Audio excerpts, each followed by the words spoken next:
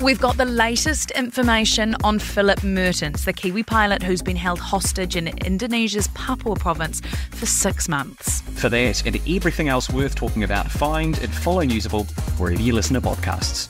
Newsable, brought to you by BNZ. No swearing in this one. Over and out.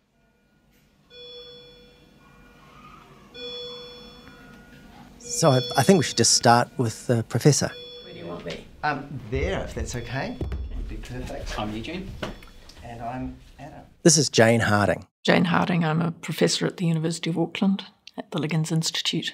Her background is in newborn medicine. Looking after newborn babies. And there's this research she's been involved in for years and years. Thinking about it for more than 20 years. Involving a condition that affects some babies. A condition that can get really serious. If the problem becomes severe enough, the babies can have seizures and actually have brain damage, and that can cause permanent problems for development and growth and intellectual function as they grow up. Some of these babies Jane is talking about have been born very small. Some are premature. Sometimes it's easy to see there's a problem. Those babies can be jittery or sleepy or not feed, and they can even go on to have seizures. But more often, you can't even tell there's anything wrong at first just by looking. They need blood tests to check that they're doing okay. And if the tests show they're not doing okay, then we've found that we have a fairly simple way of treating that. it's this treatment which has been a focus for Professor Harding's research team.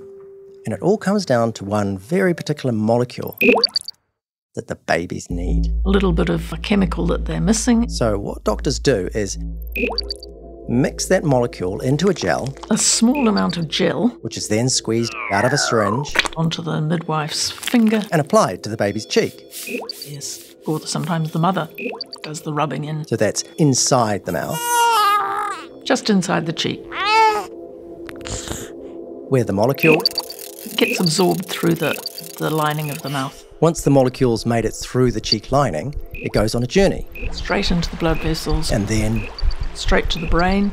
And from there it gets taken up by special transporters. And is then metabolized to provide energy for the brain.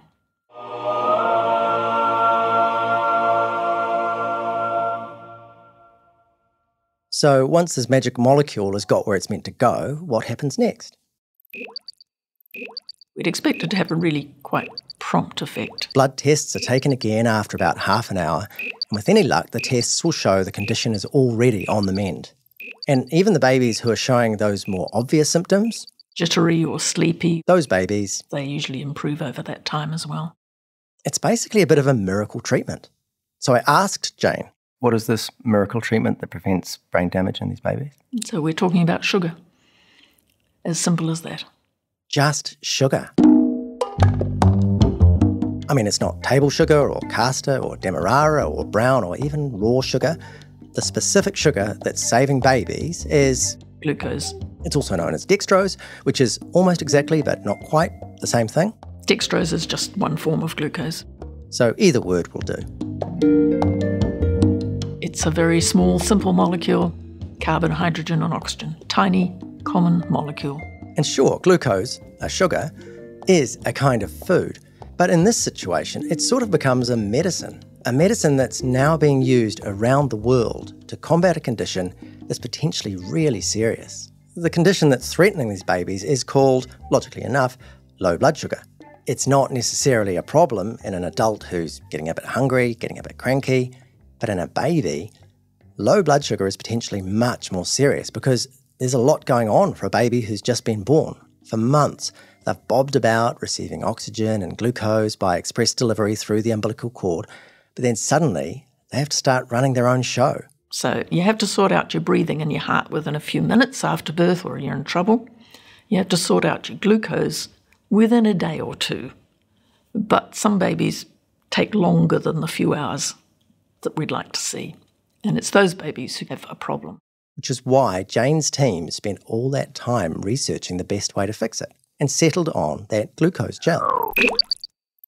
We ran a large randomised trial and it turned out to be remarkably effective. That was some years ago, and nowadays neonatal units around the world are using these gels. This year, Jane and her neonatal glucose studies team won a Prime Minister's Prize in recognition of this work. The nice thing about that award is it's a team award.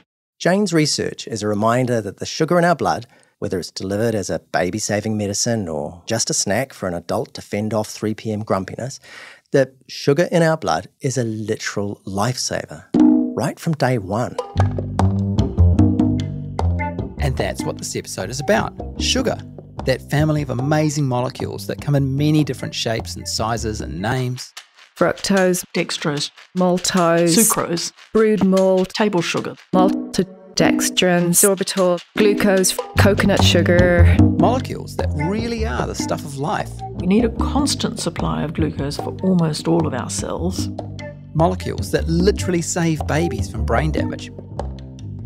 But molecules that also, with one thing and another, it's becoming a bigger issue every year, are actually ruining some people's lives. When we tell them, then they're really surprised. And turning out to be a kind of global catastrophe. New Zealand and the world is going through an obesity epidemic. But it's a catastrophe that is strangely Moorish. The bubbles. What's the health star rating on the front of that, Tim Tim?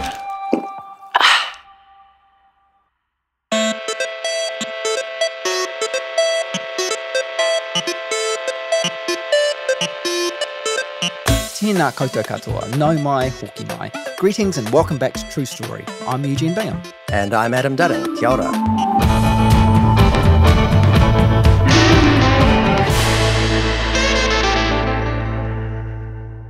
True story number 3. Sweet as. When you think about it, we are all very strongly programmed to like particular tastes. Professor Jane Harding again. And we are most strongly programmed to like sweet and salt. That's why we like chips. And breast milk is very sweet. And why are we programmed to like the sweetness of breast milk, but also of maple syrup and Fanta and Krispy Kreme donuts? Well, because sweet things, sugars, convert to glucose really quickly. And glucose is a fundamental energy supply for all cells. It is absolutely fundamental to life. When we eat other types of molecule, fats, proteins, complex carbs, these all take a while to be transformed into glucose so our body can burn it. But a really fast way to get some glucose into your body is to eat other sugars, because those molecules are already quite close to being glucose. Take regular table sugar, which is sucrose. Sucrose is a disaccharide, that is to say it's 2 sugars, glucose and fructose. And when we swallow sucrose, we split it into its component sugars in order to absorb it. Our bodies tell our taste buds which foods to seek out, and so we all like sweet things. And there's the issue right there. We all like sweet things, and we like them a lot. So much so that Sugar has been shown to have similar addictive properties to substances like drugs and alcohol. this is Helen Isles. Dr. Helen Isles, Senior Research Fellow and Lecturer at the University of Auckland. Overdoing sugar makes sense if you think about it in evolutionary terms. We know back in time that sugar wasn't always available. Yummy fresh fruit and berries were available at certain times of the year, so our brain has been wired to eat lots of them, and then when we go through more of a fasting period, we don't eat any at all. But that doesn't really work so well in the Western food supply because sugar is just so highly available. So instead of our prehistoric habits of gorging on berries, but only when they're available, humans are now able to behave like a 1970s rock star who's just realised they can afford to buy their favourite white powder by the swimming pool full all year round. I mean, it's not exactly the same because there is a certain amount of sugar that you can eat that's actively good for you. But the important bit is that it's just so easy to get too much of it now. And the results of having too much are not great. There's a strong link between sugar intake and diet-related disease. This is Professor Cleona Nimuruku. Cleona Nimuruku, Professor of Population Nutrition at the University of Auckland. Cleona says excessive sugar intake is double trouble. Firstly, it can cause problems directly, especially for people who like their sugar in the form of sugary drinks. Research has demonstrated a strong link between consumption of sugar-sweetened beverages and outcomes like diabetes. So type 2 diabetes is a disease where the glucose in your bloodstream, your blood sugar, isn't metabolised quite as it should be and sits in the blood instead of scooting off to where it's really needed. So your blood ends up way more sugary than it should be. And this can cause damage to just about any part of the body you can think of. Blood vessels, nerves, your kidneys, your skin, your brain, your ears. But secondly, alongside that direct link to diabetes, eating excessive sugar can also cause trouble indirectly. If we consume diets that are high in sugar, that increases our risk of obesity. And obesity is the strongest risk factor for a diet-related disease like diabetes. And it's also a very strong risk factor for heart disease, stroke, and certain cancers as well. Just to be clear, gorging on sugar isn't the only way to eat yourself sick. Basically, junk food is generally bad for you, particularly if you consume a lot of it. But junk food is a pretty loose term. Food scientists have a slightly more technical label. Ultra-processed foods. Ultra-processed foods. Ultra-processed foods. And they're foods that have Undergone several steps of industrial processing. This is Helen Isles again, and she says ultra-processed foods are things like Soft drinks, hot dogs, instant noodles. Other examples include chips, chocolate, lollies, ice cream, chicken nuggets, and those sweetened breakfast cereals that come in shapes that nature never intended. These ultra-processed foods all started out as substances we'd recognise, but they've had a pile of mechanical processing, chemical processing. Plus, they've often had sugar and saturated fats added, as well as more exotic substances such as hydrogenated oils, emulsifiers, high fructose corn syrup. Helen's favourite example of an ultra-processed food is a Pringle.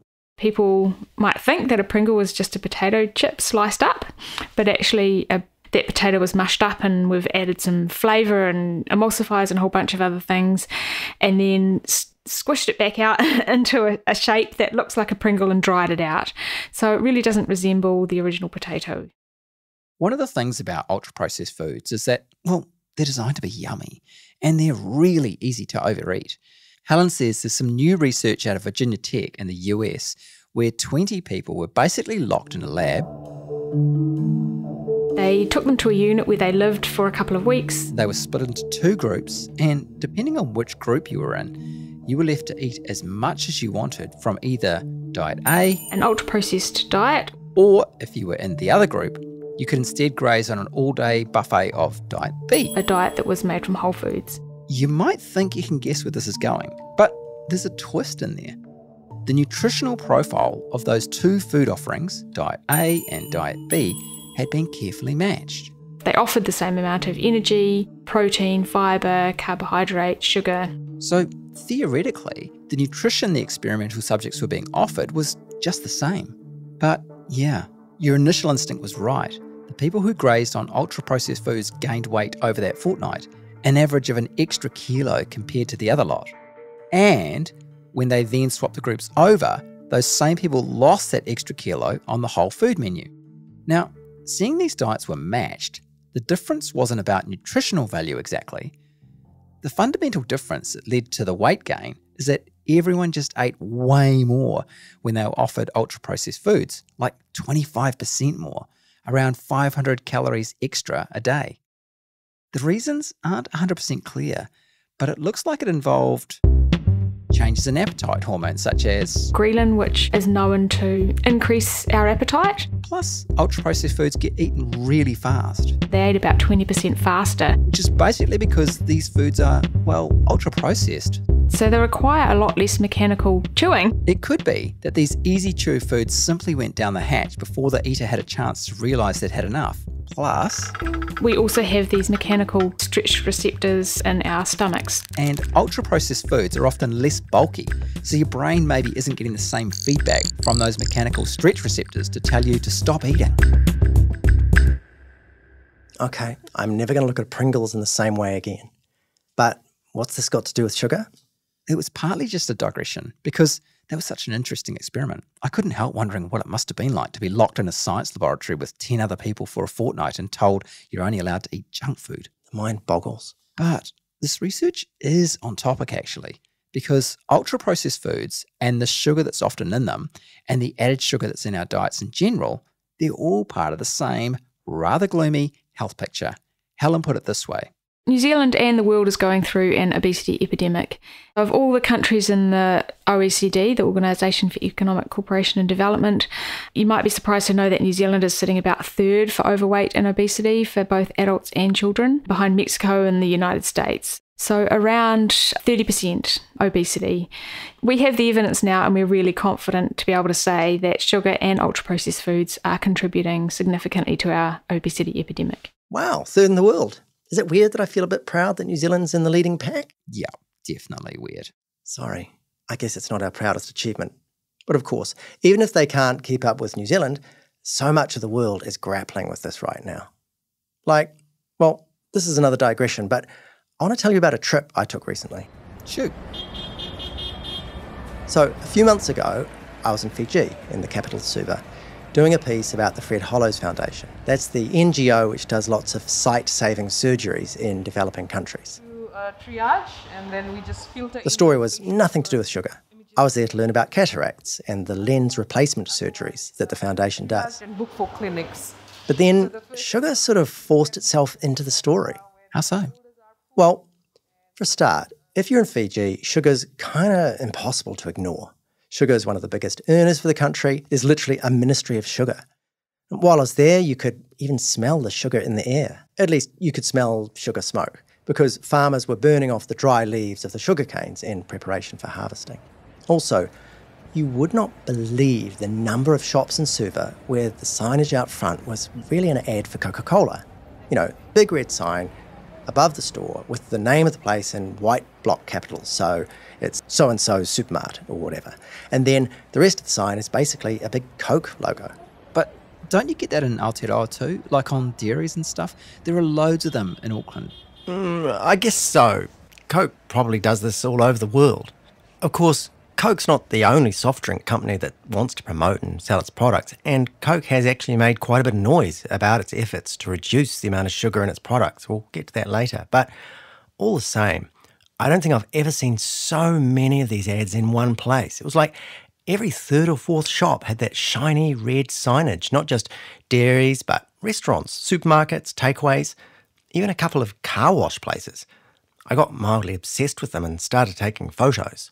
They really stood out because most other shop signage was a bit tired and faded, but the Coke branded signs were bright and shiny, as red as Santa Claus's trousers. Very curious point of reference there, Adam, but sure, Santa does have very red trousers. I suppose it's just a really cost-effective way for Coke to get their branding in everyone's faces. But given what I was seeing up at the eye hospital each day, I found it kind of confronting. What were you seeing up at the eye hospital? Well, the surgeons at the Pacific Eye Institute and the Fred Hollows people that support them told me the usual stuff about the Foundation's mission to reduce blindness in developing countries, but they also told me that they're now being forced to change course. For decades, they've been combating blindness by supporting cataract surgeries. That's where you remove a cloudy lens and put in a plastic one to replace it. Really common operation, happens all over the world. It's just that the Fred Hollows Foundation makes it accessible to people who'd have struggled to afford it. But they're now getting really worried about blindness from something other than cataracts. And that something? Diabetes. Remember how I said that diabetes affects blood vessels? Well, when it damages the blood vessels at the back of the eye, you can get a condition called diabetic retinopathy, which causes blindness. Worst of all, this kind of blindness isn't easily reversible in the way that cataract blindness is reversible. Every year, more and more people have diabetes. This is Jo Dowling from the Foundation. You can halt the damage if you catch it, but once they're blind, they're blind. It's irreversible. And it is becoming a bigger and bigger issue with younger and younger people. Sorry about the dodgy recording. I hadn't realised I'd want to use this interview in a podcast episode about sugar till I got home. But anyway. So what's causing all this diabetes in Fiji? Well, the usual suspects, I'm afraid. Sugars, processed foods. One of the patients who I followed through cataract surgery was Carmela. Besides the cataracts, her sight has also been quite badly damaged by her diabetes. She told me how she had already been advised to eat lots of salad and to avoid sugary drinks because those things would make her diabetes worse. There was also this surgeon I talked to, Dr. Amanda Kumar, who, First of all is a dab hand with a scalpel. The first time I saw her, she was slicing into somebody's cornea on an operating table. But second of all, Amanda said, yeah, it's kind of depressing meeting patients who are losing their sight to diabetes. Most patients, they really do not understand that diabetes can also affect their eyes. So when we tell them, then they're like really surprised, and then they try and control their sugars and stuff. They try to control their sugars and stuff. Because once you've become diabetic, it becomes really important to get really strict about your sugar intake. But here's the thing, Amanda said that even after someone with diabetes has learned that drinking more sugary drinks could literally make them go blind, people really struggle to act on that. I asked Amanda if anyone close to her had diabetes, and she said, yeah. Yes, my dad has diabetes. So from personal experience, I can tell that even if I try to educate him, he doesn't listen to me. So I don't know. It's kind of gobsmacking that you can know what the problem is and even get some expert advice from your daughter, who's literally a doctor, about how to manage that problem. But it's still not enough to make you stop pouring sugar into your body. Yeah, extraordinary, eh? And if you think about it, that's Fiji, but New Zealand's third in the world in the obesity rankings. So the same sort of thing must be happening here too.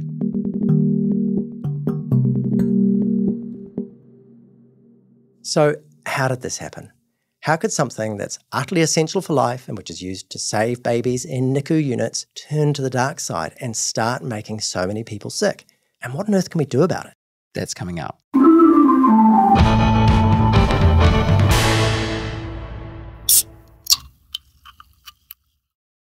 This is the biggest target we've uncovered since Bin Laden. From Taylor Sheridan, co-creator of Yellowstone, comes the new Paramount Plus original series, Special Ops Lioness, starring Zoe Saldana. If your cover is blown, there is no saving you. With Academy Award winner Morgan Freeman. Are you close? Closer than we've ever been. And Academy Award winner Nicole Kidman. You up for playing outside the lines?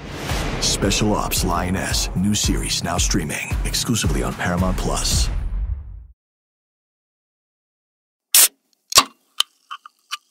Oh, that is a good noise.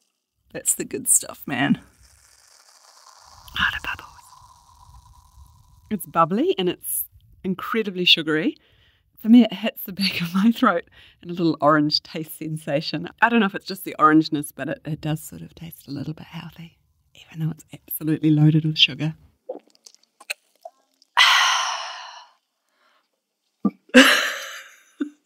Oh, that tastes and smells just like summer. Thanks to our colleagues Kate, Sarah and Bex for their real-time responses upon drinking a can or bottle of their choice of their favourite sweetened fizzy beverage, which were, respectively, the classic Coke. It's Fanta. It's absolutely fantastic. And a beautiful bottle of L&P. As our consumer panel observed, sugar and the things you can make with sugar are spectacularly pleasant to consume. And sugar's always been tasty. Ever since we were babies. Breast milk is very sweet. Ever since we were apes living on the savannah. Our brain is wired to eat more sugar when it's in abundance. But runaway rates of obesity and diabetes are really modern problems.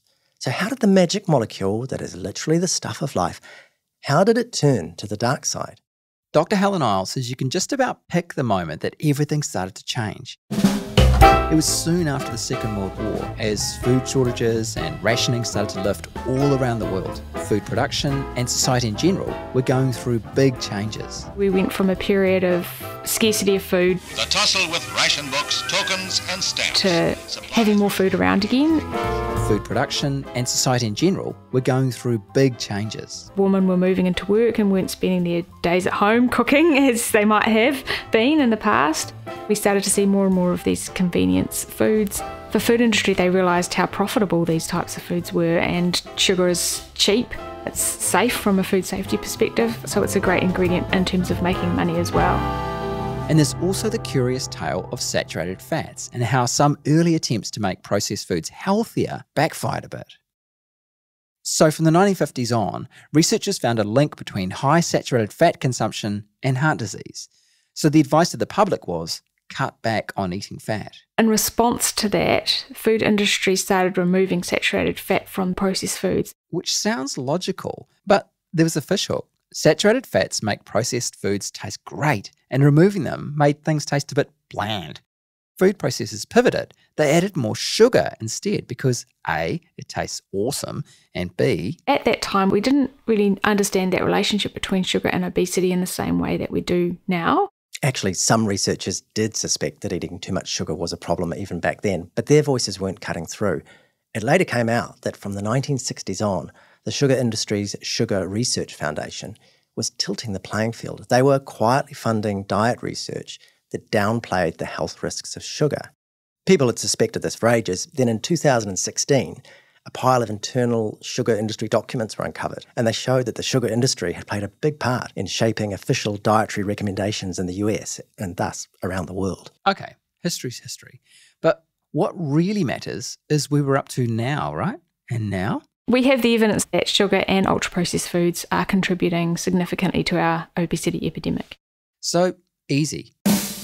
Now we all know this. Everyone's just going to stop putting sugar in everything and we're going to stop overeating sugar, right? Right? No, that's just not how it works.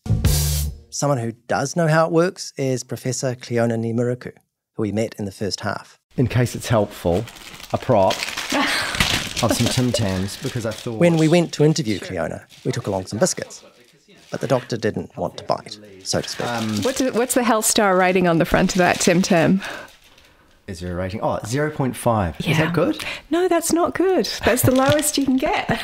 So that tells you something. So as well as being a professor of nutrition, Cleona is an expert advisor to Food Standards Australia and New Zealand. I'm a Food Standards Australia New Zealand fellow. And that's the body that guides government policy around food standards in both countries.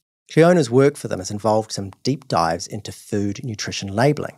So, there's that little list on the back of your yogurt or whatever that tells you the amount of protein and carbs and fat and sugar. But food labelling also includes other information or warnings like that 0.5 health star rating on the packet of Tim Tams.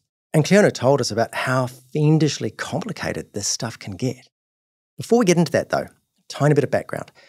We've been talking a bit about added sugar, and it's worth being really clear on exactly what that means. So, Cleona? Natural sugars are the kind of sugars that naturally occur in fruit and vegetables and dairy products. And then there's the added sugars, the sugars that get added to our foods, particularly our packaged foods. The distinction arises because we know it's the added sugars that particularly impact adversely on our health. This is because for natural sugars, the ones you'll find inside that vegetable or that piece of cheese, the sugar is in a complex matrix alongside protein and fibre or whatever, which slows the absorption of the sugar into our blood. But with added sugars, say the extra sugar in a sweetened yogurt or the sugar in a Tim Tam, that's a bit different. Those sugar molecules are way more accessible, so it gets into our bloodstream far faster and increases our blood glucose much faster. Got that? Natural sugars, relatively okay. Added sugars, definitely much less okay. The World Health Organization did a huge research review and concluded that added sugars should be less than 10% of your calorie intake, and for optimal health benefits, actually less than 5%. In practical terms, that means only about 6 teaspoons of added sugars a day, which is about 25 grams. But in the real world, we're probably mostly looking at people consuming at least double that. All this suggests it'd be a good thing if we could get below that magic number of 6 teaspoons a day of added sugar. A quick point of reference for you. There's 7 teaspoons of sugar in a can of classic Coke. Okay, no one said it was going to be easy. But anyway, that WHO advice brings us to Cleona's work with Food Safety Australia New Zealand. After that advice came out, 6 teaspoons, yada, yada, yada, New Zealand's official dietary guidelines were updated to match. Our dietary guidelines now state that we should be limiting added sugars. This was about 5 years ago. Back in 2017. And around the same time, that's when Food Standards Australia New Zealand started looking at how sugars are labelled on packaged products. Cleona says it was quite the process. Public consultation, if we were with a policy paper on the line to take a review of added sugar labelling. They looked around the world to see how other countries were labelling sugars.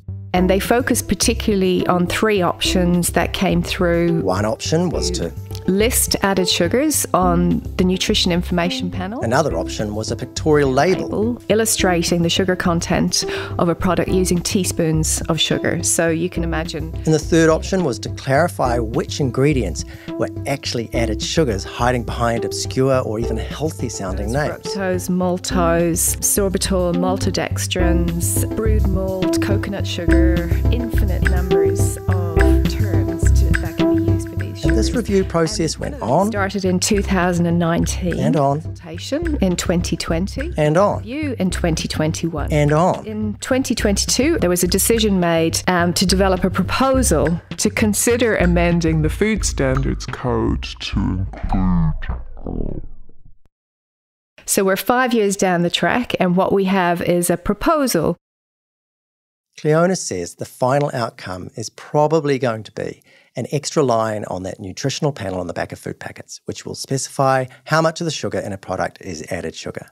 So on a sweetened yogurt, say, you'd know how much sugar was naturally from the milk it's made from and how much was added for extra sweetness. Or for the pack of biscuits Cleona was holding. If we look at the back of this pack of Tim Tams in this very, very tiny writing that I'm actually struggling to read, you can see that there are 7 nutrients that are mandated at the moment on the nutrition information panel. So there will be another subgroup under total sugars that under this new proposal would read added sugars. I mean, they're not quite there yet, but this sounds like a result. Years of work for a labelling change that will... Well, actually, I wondered how much difference it would make. So I asked Cleona. So I don't want to be rude, and I know this is your life's work, but so let's say this happens and that extra line of 3-point writing on the back of the Tim Tams appears. What impact is it going to have on public health? Well, that's an interesting question. Most people think about nutrition labels as maybe changing the choices we all make as consumers in terms of a choice to buy a healthier product. But all of the research suggests that the impact on consumer behaviour of nutrition labels is minimal to none. What? Minimal to none.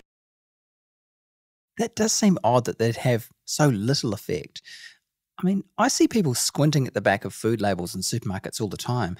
I've been known to do it myself. Surely it's affecting buying choices somehow. Well, Cleona says studies show it's never more than about 15% of people. A small, very motivated subgroup who are reacting to those labels. Most people, though, if we look at our population as a whole, just don't. Those labels with all that useful information about saturated fats and sugars, they really have very minimal impact in terms of what consumers are choosing or buying. There are all kinds of considerations that are going on in shoppers' heads that are not just about health. They're about cost, they're about taste, they're about will my family eat this. Cleona says consumers ignoring nutrition labels isn't quite as dispiriting as it might sound, because that labelling has some other big benefits, and we'll get to those. But big picture, Cleona says there's generally a big disconnect between knowing something's unhealthy and actually acting on it. In fact, this insight has sort of shaped her whole career. She started off as a dietitian, working one-on-one with people, but she became increasingly disheartened at how hard it was for individuals to make healthier choices. And these were people who were fully aware of what was healthy and what wasn't.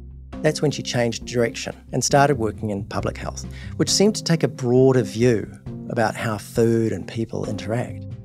Cleona says many of the knee-jerk assumptions about how to combat bad nutrition, about how to fight the obesity epidemic, really aren't much chop, such as education. Education?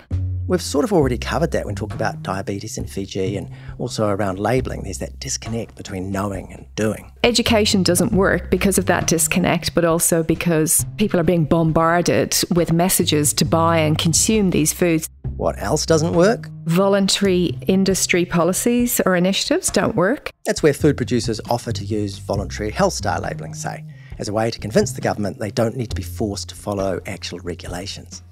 But voluntary industry initiatives tend to be things that industry can achieve very easily, they're going to do anyway, and they themselves are pretty confident that they're not going to impact on their sales. Then there's the popular strategy of being nasty to the people who are actually falling victim to the obesity epidemic.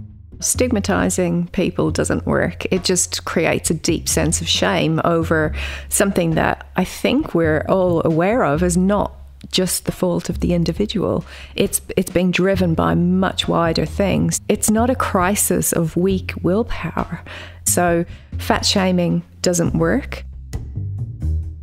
All right, so what does work? What would get us back below 6 teaspoons a day? Both Cleona and Helen say we need to learn from history. Look at what worked for that even more famous health menace, tobacco. We can reformulate, which means we can work with food companies to take some of the sugar out of those packaged foods. If you restrict advertising, it limits demand. We can make foods that are high in sugar more expensive than those that are not. Raising the price of the product definitely has an inhibitory effect on purchasing behaviour. Those last two basically mean taxes. And if you think about what's worked with tobacco, there are even sterner measures available. Tobacco is banned in certain settings. We should certainly be looking at why are we allowing these unhealthy foods in schools? What this all adds up to, essentially, is zooming out from the individual level of guilt-tripping people for eating stuff they know is bad for them to a society-wide level where you're thinking about the food environment instead. We know in terms of biggest bang for our buck, those environmental changes to the food environment have the biggest impacts. Helen knows this because some countries are already doing things like whacking taxes onto soft drinks. Soft drinks are an especially good target because, as Helen puts it, soft drinks are the closest thing we have to cigarettes. By which she means their unhealthiness is really straightforward. Many other foods have some nutritional value. They just become a problem when you have too much. But with sugar-sweetened beverages? They don't offer anything from a nutritional perspective. We don't need them in our diet, so they are quite an easy thing to tax, and they're also really easy to categorise. No surprise then that sugar-sweetened drinks are one area where some governments are starting to impose taxes, and they're having an impact. There's some new research that's just come out of Mexico where they've had a sugar-sweetened soft drink tax in place since 2014. That was a 10% tax on soft drink. And? It finally does seem to be showing that it's having an impact on young girls' weight. The UK brought in a soft drink tax in 2018, and again, the research shows it's had an impact. It was reducing the amount of sugar purchased from soft drinks by about 30%, about 4.5 grams per person per day, almost a teaspoon of sugar, which is huge for a public health intervention. So once more, here's something that seems to work. I guess everyone's just going to jump on board and join Mexico and the UK and wage war on sugary drinks. Again, not exactly. In fact, for a minute there, the UK's new Prime Minister, Liz Truss, was threatening to scrap their soft drink tax. But now that her tenure has been outlasted by the shelf life of lettuce, that seems to be up in the air for now. But yeah, this highly effective, validated intervention was almost gone by lunchtime. I think it's around that libertarian perspective and not wanting to make consumers' choices for them. And in New Zealand, that kind of tax isn't even looking close. That's partly because there's a legitimate reluctance to mess with our flat rate GST system. Apparently, it'll work less efficiently if we start slapping different tax rates on different goods. But the biggest reason for the slow pace of change, according to Cleona, is more about lobbying by the food industry and political cowardice. Who wants to be the politician who launched a new tax or who made it hard for people to get their hands on yummy, yummy soft drinks that taste like summer and make you go... Their priority is to be re-elected. They're never very keen to do things that are unpalatable to the voter. But it's also about keeping industry on side. Industry put huge amounts of funding into lobbying government against regulation in particular, or anything that's likely to impact on their sales or profits. And it's really, really difficult for public health to compete with that.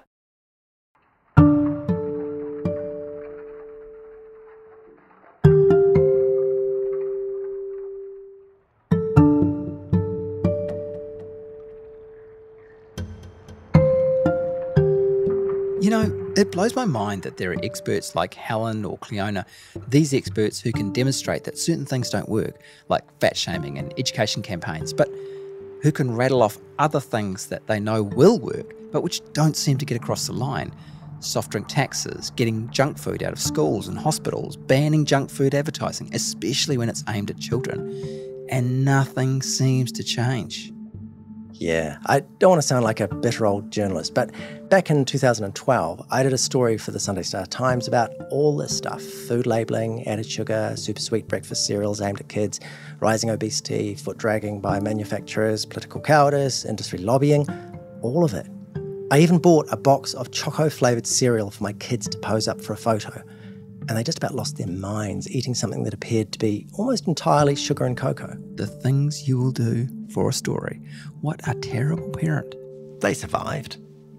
But look, I even interviewed Doctors Helen Isles and Cleona Miruku back then, and a whole decade later, just about everything they're telling me is much the same, especially in New Zealand. A decade on, there's more evidence that added sugar and ultra-processed foods are a problem. There's more evidence that environmental interventions are the best solutions rather than focusing on so-called willpower and shame. I mean, even Coca-Cola has started to talk about the steps it's taking to reduce the amount of sugar in its products in Aotearoa. It says it's on track to reduce sugar by 20% across its portfolio by 2025. And it's pushing more of its no sugar options in its advertising. Coca-Cola also says in primary and intermediate schools it will only sell water and is committed to ensuring those under 14 are not directly targeted by its advertising or promotions. But big picture, it feels like a lot of what Helen and Cleona told me back then still holds. Wow, that's depressing. Sorry. Let's see if we can't wrap up with a couple of notes of optimism then. Yes, please. Okay. Reasons to be cheerful, number 1. Remember how I kind of implied that Cleona's lifelong mission to get more informative labelling onto food packaging had been a waste of time? Yeah, that was a bit rude. Well, actually it hasn't been a waste of time, because while consumers mostly ignore labels, manufacturers don't. They really hate having to plaster their products with health warnings, so they quite often preemptively improve their recipes in response. Industry definitely modifies their manufacturing processes to get better labelling.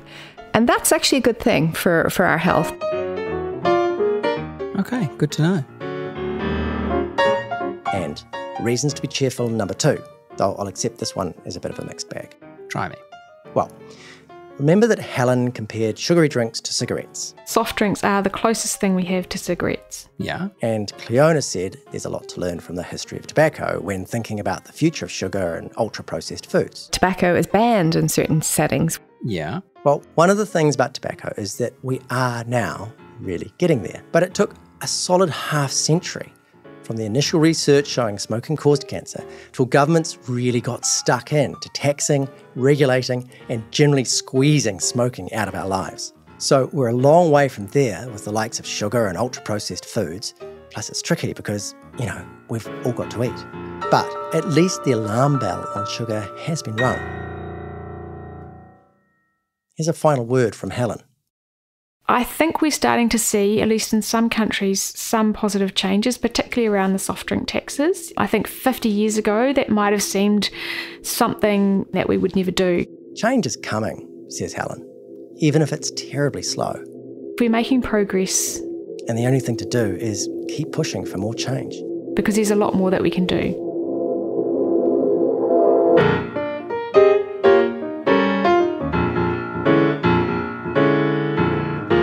Got any other true stories? I admire his qualities of essentially a slippery eel personified. He always had a way out. That's next time. True Story is written and hosted by Adam Dudding and me, Eugene Bingham. Our producer is Jen Black. Our executive producer is Chris Reed. Mixing by Connor Scott. Music by Audio Network and Blue Dot Sessions. Graphics by Catherine George. Thanks also to Daniel Fraser, Laura Heathcote, Nadia Tolich, Jen O'Halloran, Janine Fennick, Joanna Norris, and Mark Stevens. If you have a true story or want to get in touch with us, you can email truestory@stuff.co.nz. That's truestory@stuff.co.nz. Got it? Ka kite.